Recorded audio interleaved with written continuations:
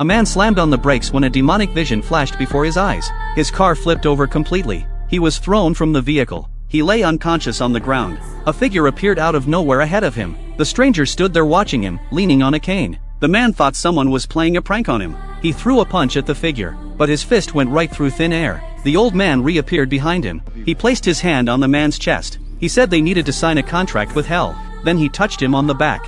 Johnny collapsed to the ground. When he got back up, the old man had vanished. He figured he was hallucinating from the crash, so he didn't think much of it. Johnny lived peacefully for the next 10 years. Right when the decade was up, strange things started happening. His hands wouldn't cool down no matter what he did. He stared at his burning hands, as if something was calling to him. He went out to the street. Suddenly he raised his hand. The old man appeared before him again. He hadn't aged a day. He seemed to be here to collect on their deal. Johnny got on his bike without meaning to. A crystal staff struck the ground. The motorcycle roared to life. It tore down the street at breakneck speed. Every tree along the road burst into flames. A scorched trail marked where it had been. After 10 years, he hadn't changed a bit. Still loved to drift. Still used his face as a brake. Then his eyes began to smoke. The 10-year contract was coming due. Every step he took left behind burning flames. Johnny looked at his trembling hands. The skin on his face began to peel away. Hellfire blazed from his eyes. The flames grew stronger, until they burned him down to a skeleton.